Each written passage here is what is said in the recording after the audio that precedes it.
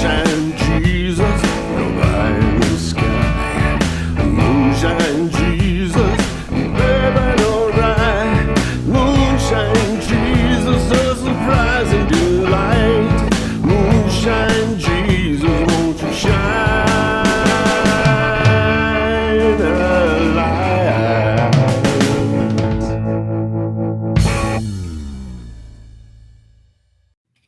Hello and welcome to the Moonshine Jesus Show. We are excited to have you with us today. Whether you are watching live or listening back on podcasts, we are just thankful to have you here.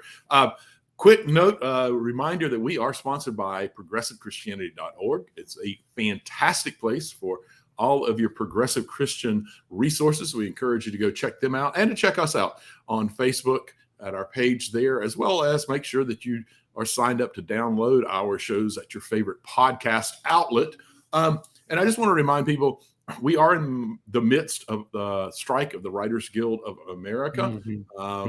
And so they have said that folks like us who are doing what we're doing, we're clearly not paid by the big studios. We're not. Wait, you're not getting paid? Oh, wait a minute. Do we need to talk? And we're not really even promoting any of this. We're simply reviewing our thoughts on it. And so that needs to be said. And since I did mention that we're reviewing our thoughts on it, a lot of our thoughts are going to be spoilers, folks. So just know that this is a spoiler-rich show, and particularly this episode, as we talk about Ahsoka, Season 1, Episodes 1 and 2. And, of course, I am, as you've heard, joined by my good friend Caleb. How are you doing today, Caleb? Hey, I'm doing great. And of course, obviously not actually getting paid by big studio. Although some of the big studio money, I mean, Mark, how do we get our hands on that? Well, I'm not even going to consider it until after the screenwriter until strike is that's over. right. That's right. If they offered us money, we would be striking. We would turn it down. We would be striking. Turn it down immediately. Absolutely. We would. Yeah. But after the strike's over, well, who knows? We'll see. Then maybe we take it, Here's the sad thing. I don't think we need to worry about that. But what I am worried about is making sure that we are well lubricated to talk about this show. So I'm interested to know, what drink are you going to be enjoying for today's episode? Okay, so I was inspired by Ahsoka's physical appearance and her hair, her head. There's a word for it, and I'm blanking on what it's called. It's not hair, but it's part of her her actual thing, anatomy. So I'm not really sure what it's called, but there is a name. Her thing that comes out of her head is white and black, and so I took inspiration from that. So the black part, I used Kahlua in my drink. All right, okay? Nice. And so for the white part, I used milk, and then I put in some peppermint schnapps and some vanilla vodka. And I've also got some Planet ice cubes in here. You can't really see them because of the color of the drink. But I basically got a white Russian. But for me, this is an Ahsoka. That's what I'm drinking. How about you, Mark? I'm calling mine the Mercenaries, and that's Balin Skull and Shin Hati. And it's a variation on a drink that's called a Man of War. And it's got kind of the reddish-orange coloring of their lightsabers. Yeah. And it's bourbon, orange liqueur, Luxardo cherry liqueur, a little sweet vermouth, a little lemon juice, and some grenadine. So that sounds cheers. Good. I think it's going to be delicious, and it should make for a great show. So we're going to take a quick drop, and we'll be back on the other side.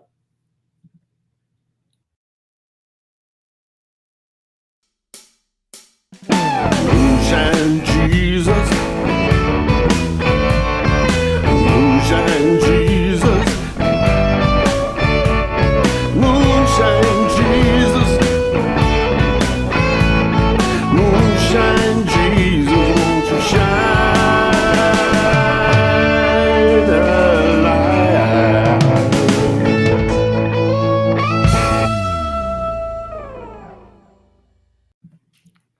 Welcome back to the Moonshine Jesus Show, where today we're talking about Ahsoka. We're going to geek out for a little bit, and then we will dive into some of the theology and politics. But it is Star Wars. We have to geek out a bit.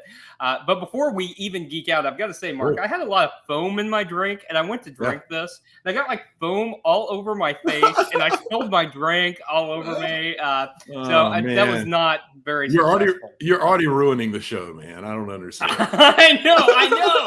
I don't even have the proper respect for the main character. Right. What is up with that?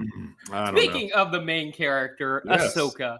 Ahsoka is part of the Star Wars franchise, which is ever expanding, of course, and it is a spinoff from the series The Mandalorian, taking place in the same time frame as that series and the other interconnected spinoffs after the events of Return of the Jedi.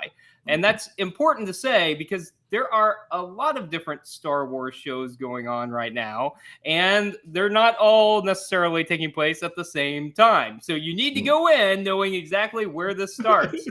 Okay, so this also is a continuation of this animated series, Star Wars Rebels, and the series follows Ahsoka Tano as she investigates the emerging threat to the galaxy. The other thing that's important to say is that Ahsoka was introduced as a 14-year-old Padawan of Anakin Skywalker in the animated film Star Wars: The Clone Wars in 2008. And then we've seen this character in the cartoons, the animated TV series, Clone Wars and Rebels.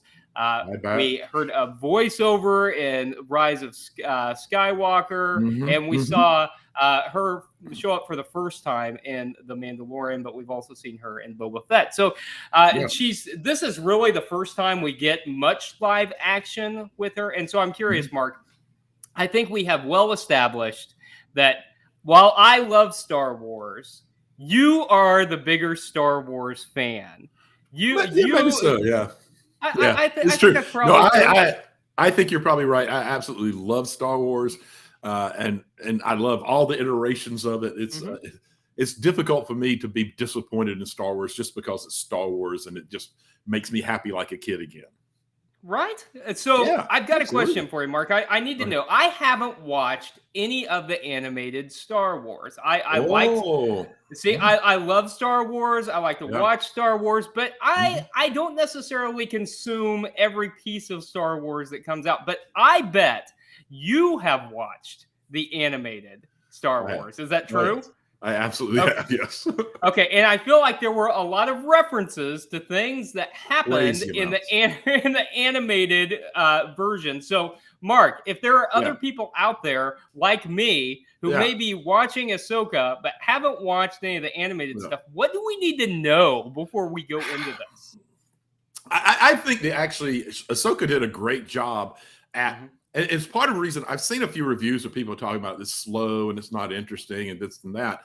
And I think the reason is Dave Filoni, who did the animated stuff, is kind of the genius behind all of that, has worked with George Lucas and is the creator of this. This is sort of his first on his own live action show for Star Wars. I think he did an incredible job at actually filling folks in on some of the background that you needed to sort of understand, some of it that you were talking about earlier, that he snuck into dialogue and had little quick speeches about it. So I think he did a great job. Honestly, the big deal is, and it's only 4 or 5 seasons and not many episodes per season. Really, you need to watch Rebels. This is nothing more than the sequel to Rebels. 100%. Everybody who's in this, that's at least like the key figures, were part of the Ghost, which is the ship that was in Rebels. And Ahsoka shows up from time to time in that show, particularly in the last couple of seasons. She's pretty constant. So I don't know that I could like point out all the most important things because there's so many of them, and I don't really know exactly the whole direction that they're going to go in yet. So it's hard to say what's important and what's not. But I would encourage folks to at least go to YouTube and see the recaps of the seasons of Rebels because there's so much in there that's going to be important. Now that's very helpful because if folks are kind of casual Star Wars fan, they think that this looks interesting, then that's very good to know. I agree. I think they did a good job of of catching us up because I didn't know the story and I felt like they did. I also didn't feel like it was slow. It felt actually maybe like a little quicker paced than some of the other. I'm thinking even like Mandalorian. You get bursts of excitement in Mandalorian, and then you get quite a bit of story, and the really leaning into that space western kind of thing, and this felt a little bit more actiony, and I found actually that I was maybe more engaged with it because of that reason. So I think that's interesting that's been a criticism. Okay, so Mark, I'm curious too. Now that you've seen Rebels, and that's helpful information. How do you feel like, we're only 2 episodes in, of course, but now that this has jumped into live action, how did you feel that they embodied the characters that we've really only seen in animation? I think they have done an unbelievable job. The biggest complaint that I hear is that Ahsoka herself her demeanor and the way she handles herself is very different from particularly the earlier appearances that we have. And people seem to be upset that they're not getting the kind of more energetic and reactionary kind of character that she was earlier. But I think that that's not really fair at all, because she is all but a Jedi Master at this point. And, that's kind of the journey that a Jedi Master is on, to the point that there's full self-control and control of the situation, and not so reactionary and not so overly energetic about stuff until it's like time to deal with someone who's attacking them or whatever. So I think that they did a really great job with her. Hera is incredibly well done and well acted, and Sabine, I think, is going to become so important in this series. And again, very great casting. The costuming looks incredible. Like it's not quite 1-to-1 correlation between the animation and this, but boy, I'm surprised at how close it is, frankly. Yeah. And how about Rosario Dawson? How do you like her as Ahsoka? I like her a lot as Ahsoka, and part of the complaint is that they're saying the actress is more reserved, and that's why we're not getting the. But I think that she is doing what she's doing is very intentional as a person who isn't an official Jedi Master, but essentially is at the level of a Jedi Master. I think that she has embodied it. I love how controlled her character is, even when she fights. Very technically great, but there's also very controlled movement. It's not just aggressive and go at it. She's really controlling everything she does, and to do that as an actor who's playing this role where you're trying to embody another person, where you're trying to learn several different fighting techniques, and then also display this extra control that she has compared to some Jedi fighters. It's just astounding, I think. Yeah, I think you're right. I love the way that I think the reserved nature kind of works, especially with Sabine. I think that makes that relationship a little more powerful if one is clearly very reactionary and the other one isn't. I think that makes a lot of sense. And Rosario Dawson is such a talented actress. She's really incredible. So I was watching this, Mark, and I was thinking about some of the discussions that we've had recently in regards to superheroes. And we've talked a lot recently about like the plethora of superhero offerings that we have, and whether or not they're superhero fatigue or it's bad writing or all of that. And it got me wondering, as I was on Disney Plus and I was looking at all of the Star Wars content, with an ever expanding Star Wars universe, with events happening in different periods, with a more like interconnectedness between all of these various series. Do you think it's going to be too much for like a casual Star Wars fan to keep up with? Do you think it's expanding to the point where we might get like a Star Wars fatigue, or is this just like amazing for Star Wars fans? What do you think? I think that we were already approaching on Star Wars fatigue. We were seeing, particularly with the movies, we were seeing kind of repetitive themes. That was done on purpose. George Lucas likes to say it's like good poetry. It needs to rhyme. Yeah. But I do think because of it, I think that's part of the problem with a lot of the superhero stuff. It's getting to be formulaic and people getting tired of just seeing the same thing over and over again. It's one of the reasons, like we talked about, I thought Blue Beetle worked so well. I think what's happening here and what Dave Filoni is doing is actually going to help stave off the fatigue for Star Wars, because we're getting a lead character that seems like they're going to be kind of the Luke Skywalker going forward for a while in Ahsoka. And so we don't have, it's not Anakin who's related to the Skywalkers. It's not Luke who's related to the Skywalker. It's not Rey who ultimately believes and says she's a Skywalker. Right. This is a completely different character coming from a different place. Isn't actually a Jedi, is Force sensitive, but stopped doing. I mean, she likes to say, "I'm no Jedi." I said it in one of the animated series and in this series. I think what he's doing here is actually creating a really interesting new way of approaching the Star Wars universe. And in this one alone, Ezra and Thrawn at the end of Rebels, Ezra makes a sacrifice to take Thrawn, who's the big bad there. And he uses his Jedi techniques to speak with the Purgils, which are basically space whales who can key into hyperspace and travel that way. And he uses them to capture Thrawn, and they shoot off into who knows where. And we're left at the end of the season not knowing what's going on. And that's kind of where this picks up. And that's why Ahsoka's out looking for the map to go find out, because Ezra saved her life, and I think she feels sort of like she owes him something, and she's trying to find him again. But this place that they've gone is a place we've never seen before. Like in the Star Wars crawl, it always says, in a galaxy far, far away. Well, they've gone to another galaxy, so it's not the Star Wars galaxy.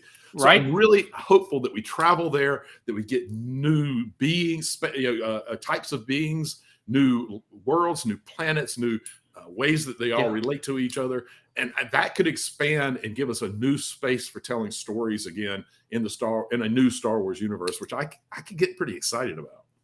I agree. I think that leaning into something that's a little bit different, telling a different kind of story, is going to be important for keeping people interested. And then I think people will self-select, But I think that it would really benefit from telling some different kinds of stories in some different kinds of places. So there's one more question that I feel like I really need to get to, Mark, before we end this segment. And that's the scene where Ahsoka is in the map room looking for the map. And while I was watching that scene, it reminded me of another George Lucas inspired film. Did that scene remind you of anything? It wouldn't happen to be one of your favorite movies, would it? It would happen to be one of my favorite movies. I figured that it might relate back to him particularly, but she didn't have the hat to take off. She didn't have the hat. Wasn't that almost like a play-by-play of the opening scene of Raiders, right down to running towards the ship instead of the airplane, as it wasn't people chasing her, but it was the impending explosion as pieces. Absolutely. But almost. Filoni is a Filoni's a massive fan of George Lucas, so it's not surprising that he pays homage by recreating in a different universe the scenes that we've seen him do before. And honestly, there's so much of that goes on in this show. If you've watched the animated series, the end of, I think, episode 1 of this was almost a shot-for-shot live version of the animated version of what happened as she went up to the wall and the mural was painted there and she touches the face of Ezra. It was almost a one-for-one shot. It was beautiful. And it was sort of like an insider's, like, if you know kind of thing. It was great. I love it. Well, it's so much fun, and from that scene, I was hooked. I was in. I thought this is going to be a clever show. I'm in for it. Okay, so we do always talk about a little bit of geekdom as we begin these shows because it is Star Wars after all. But we also want to delve into the theology and politics of Ahsoka. So let's take a quick break, have another drink, and come back and dive into our Theopolitico segment.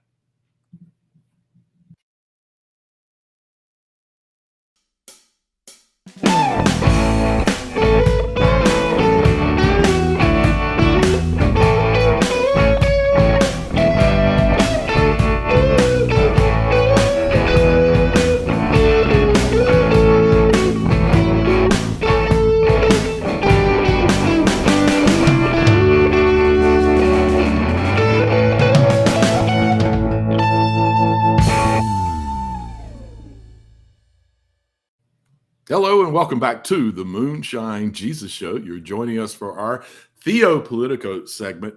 And I'm going to jump right in here. So during the show, they go and visit the New Republic shipyards. And the person in charge, Min Weaver, says, "I'm a businessman, General. My loyalty is to my investors."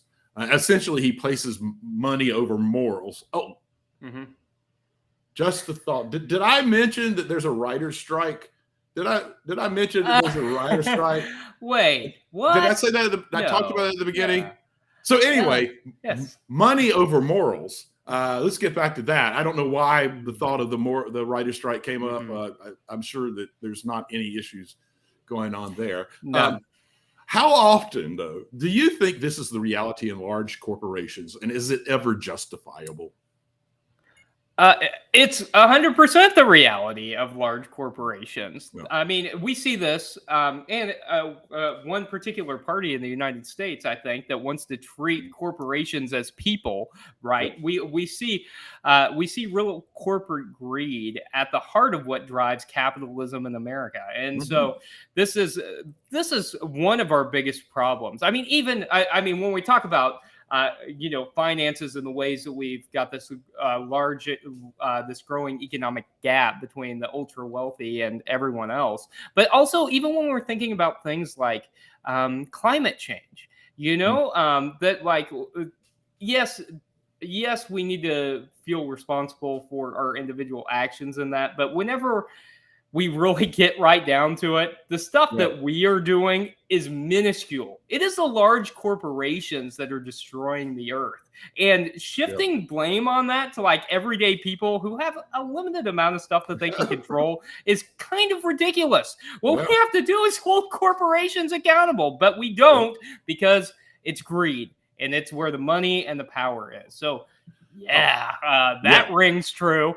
Yeah, absolutely. It rings true. We see it over and over again, and there really is no excuse for it. I wonder, does the Bible have anything to say about prioritizing money or anything like that? Do we see anything in the... No. There's nothing in there. He's pretty silent about that. It's pretty silent. If anything, Jesus was pro business. Oh wait, that's not right. That's not right. Yeah, wait, absolutely. My seminary is coming back to me now, and all of a sudden I'm remembering that actually Jesus was on the side of people who were poor and oppressed. And whenever he was talking about doing to the least of these, as you do to him, he was standing up for people on the margins, right? Jesus was a Middle Eastern Jewish peasant.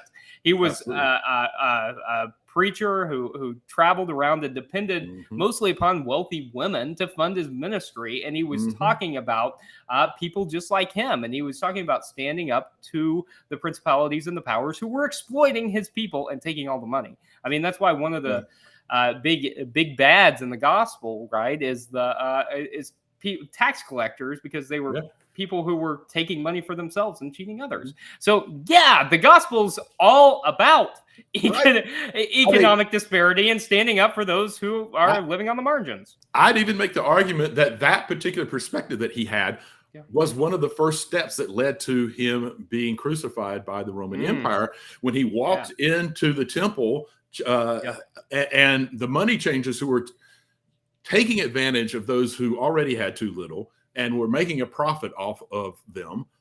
And Jesus had had enough of it. He started flipping tables. And he was surrounded at that point over the walls by the Roman guards, who definitely reported that back because they didn't want any trouble at that particular time during Passover. So, yeah, he not only was he serious about it, but he went so far being serious about it that he got the attention of some powerful people who didn't like it at all. Wait, when you start talking about money, are you saying that can get you in trouble? Like if you want to take money from the people who already have it and make sure that it's like distributed in an equitable way, is that controversial? I don't know why it's biblical, so why would it be controversial? Aren't the people who are upset about that kind of idea, aren't they saying that they really appreciate what the Bible has to say about things? Those are the people who are saying that this is supposed to be a Christian nation, and yeah, that's right, and that we ought to be like putting up the 10 Commandments and stuff. Like those are people who, in theory, really want to listen to the Bible, right? Until it like shakes their worldview, and we actually like sit down and read it, and it gets rid of all of our assumptions and all of that. Absolutely. So for me, that scene when they're at the shipyard. One of the things, because what happens in the scene for those who are listening and maybe haven't seen the show yet, while they're up talking to them and a ship's trying to get away, they start realizing that former employees of the Empire are there and are working, and all of a sudden they turn on them because they're all like the entire room was full of folks who are really actually quietly working for trying to rebuild the Empire and get the Empire power back. So for me, the New Republic was sort of cocky. I mean, missing the reality that you have to stay diligent or the Empire will return. And I was just wondering if, in your head, do you see anything like that happening in the United States? Yeah. I mean, I think I think through the Trump presidency and until now, I mean, like we realized how fragile democracy was. I hope that we realized how close how close we were to actually losing our democracy, or maybe pieces of it disappeared in the midst of all of that, right? Because we saw an insurrection by someone who did not want to let go of power, and it was a really easy slide into that. Yeah. It did not take long at all. It didn't take much. It took someone just being willing to lie. It took someone being willing to speak about issues in a way that galvanized a particular group of people in the United States. And I mean, in a span of 4 years, we went from this period of quite a bit of progress, I think. I mean, not as much progress as a lot of us would have liked to see, but a period of relative progress to Absolutely. 4 years later, a period where we weren't really sure if we had a democracy anymore. And it was a clear reminder that we have to be diligent in ensuring that we are standing guard against that kind of thing. So that's the clearest place I've seen it. How about you? No, I completely agree. And I think it still continues on, just following on that line of thought, is that I think we have people who still don't quite realize, and it's not all people in any means, but we do still have a hardcore group who are supporting the former empire, no matter what shows up.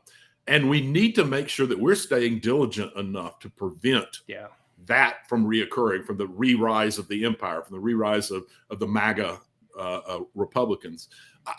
I see some pockets where we're doing a reasonably good job at trying to stave it off but I don't think there's enough motivation in a large section of moderate to slightly progressive Democrats of putting energy behind what do I have to do? How do I get out there and counteract this? Do I sign? How do I go get people signed up so they can vote? All of the different pieces that will be kind of the being on top and counteracting it.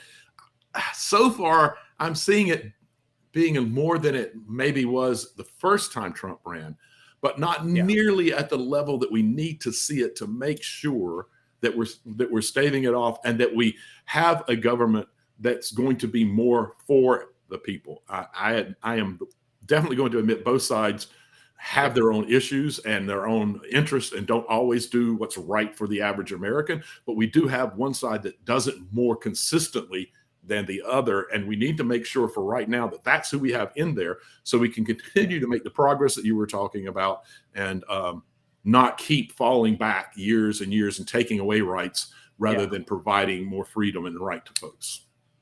Yeah, 100%. And I think a lot of those moderates to slightly progressive folks that you were talking about don't necessarily want a whole lot of progress. I think a lot of white moderates just really want to feel comfortable, and that's that's another part of the problem, is that like we really just want to go back to maybe not having to be aware of any of this and go about our lives without having to be diligent, and that's super problematic too. Yeah, absolutely. So the last thing I want to do, you like to do this, and so I'm going to do it to you. I would like to give you a quote and have your response to the quote. And the quote's actually a question. It comes from Ahsoka. Ahsoka says, "Sometimes even the right reasons have the wrong consequences. What do we do then?" What do you think about that line, and what's your response?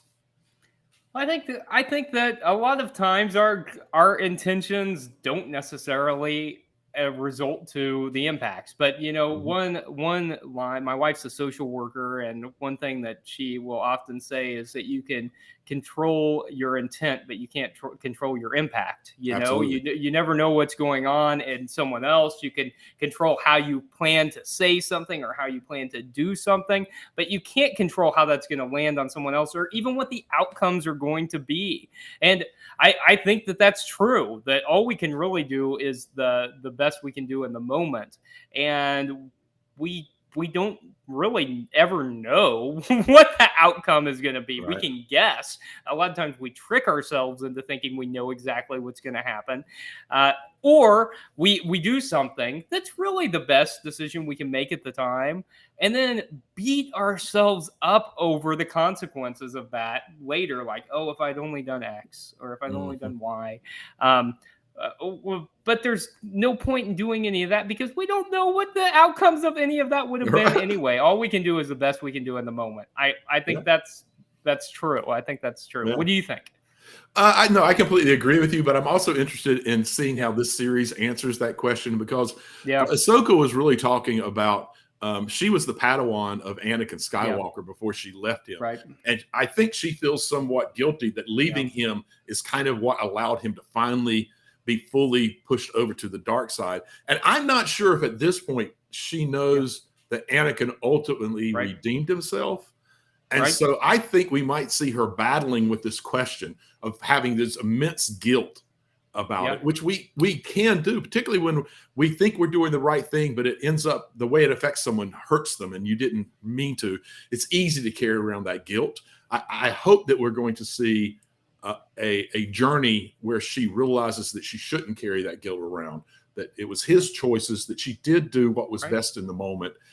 So I'm just going to be very curious to see how they answer the question in the show. I think we're going to see quite a bit about it. All right, we could go on and on, but we're not going to do that. We are out of time for this segment, and we don't want to miss out on our favorite segment, the Make Me Look Stupid segment.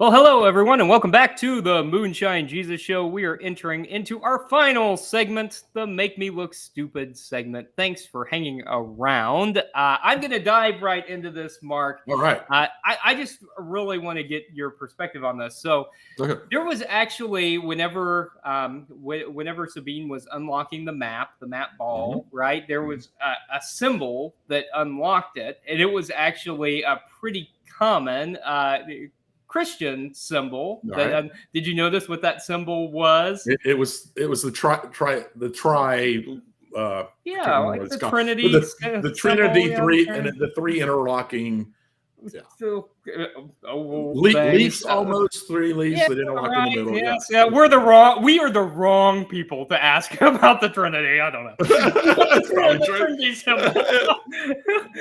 Whatever. All right. What? Why? Why do you think that's the symbol that unlocked that? Were they trying to say something? Was it just random? What's It the deal has with to that? do. It has to do with both the spirituality and the lore of Star Wars. Early on, you see where she gets the map from. When she walks into that chamber, they intentionally focus on 3 different carvings on the walls. Yeah. Those are the 3 sisters, which are related to folks who use the Force for sort of magic, spelled with a K. And so, one, it's that kind of symbolic. And then in the spiritual side, they have let me see if I can remember, the father, the sister, and the brother, something like that. That will probably come back into play too. So 3, just like in Christianity, and there's always been some overtones of Christianity and other religions in Star Wars. 3 is a very spiritual number for Star Wars. So I believe that was very intentionally done to kind of give a hint that whatever they're looking into, and maybe this other galaxy, maybe there the Force is done differently, and maybe it leans more towards the magic use of the Force. So I think that might be what's going on. What did you think when you saw it?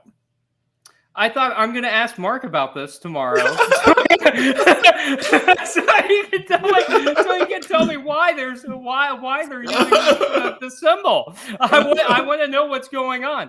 I would love to see them lean into a different element of the Force, though, because that is something that's very interesting, right? Especially for those of us who are thinking about theology. It's interesting to think about the dark side and the light side of the Force and how that impacts us. And so I think ways that can permeate life in a different way, I think would be really interesting to lean into in regards to what we were talking about earlier. Okay, that was my question. Yes. I didn't know, and so I really just came today for informational purposes, Mark. I needed to know. You answered. Yeah. Thank you. There's a trinity of Star Wars. Who knew? Absolutely. Mark Sandlin did. Okay. All right, so I honestly, before we entered into the show, I kind of assumed that you had probably seen Rebels. I know it seems like a safe assumption, right? I was surprised. So, 2 of the questions that I had, my best questions, of course. Really, I can't ask you if you haven't seen Rebels, because it'll just be I don't even know what you're talking about. Who knows? Yeah. So I'm going to ask my other question. So this happens in around the 9 ABY, after the Battle of Yavin, which is when the Death Star blows up. And we see that Ahsoka is Anakin's Padawan before he becomes Darth Vader. Right. My question to you is, what was Ahsoka doing during the rebellion of the first 3 movies? Yeah, well, I think she was doing her own thing, but I don't know. I don't know what she was doing. I think she was probably going around the galaxy and helping out. I don't know. What do you think she was doing, Mark? I actually think she was kind of pulling almost a Yoda. I think she was like on her own planet, doing her own thing, sort of, just isolated. I think so. So she gets pissed off at the Jedi and even her best friend, who basically betrays her and sets her up to make it look like she destroyed the Jedi where the students were studying. I think she was just really pissed off at the whole thing, and that she went off on her own, was planning on staying away and trying to isolate herself, exploring different ways of using the Force. Like, one of the things she does that I've never seen any Jedi do is she can actually use the hand that's holding the lightsaber to cause the Force to go out and hit people. And normally a Jedi has to have an empty hand and make some kind of symbol focus on it. So I think she was probably studying, and that at some point in her studies, as she went from that young whippersnapper into a more collected and thoughtful Jedi master almost, that as she went through that, she started realizing, no, I need to be back where things are going on and trying to do what I can to help in the process. So I'm hoping we're going to get to find out in this show. Have no clue if we're going to, though. Okay, well, let's. Okay, so we've taken our sides on the issue. I think she was going around and kind of helping people silently. You think she's pulling a Yoda? Let's. I hope we get answers so that we can come back at the end of the series, which is something I think we're planning to do. We're only 2 episodes in, so at the end of this, we'll come back and I'll try to watch Rebels by then. So that would be great. That's right, and it'll be helpful for you processing stuff. I think you'll appreciate it. That's right, and I mean it's fun. It's got to be fun. I gotta watch. But it is. But we've still got a few weeks before that, and we've got to talk about something next week, Mark, because we're only going to get one more episode of Ahsoka between now and then. So, do you have any ideas, any thoughts, what we could do next week? And in the past, have you watched Netflix show Black Mirror? I love Black Mirror. Okay, great. So I really like Black Mirror. Yeah. Okay, so this summer, and my wife and I do too. And this summer, a new series, a new season dropped, and I, for whatever reason, I haven't watched it. So I'm thinking it might be fun to go back and watch that whole series, that whole season, and then come back, because it's such a great. It's the suspenseful, sort of satirical, and it looks like contemporary. It's like a contemporary Twilight Zone almost. Yeah.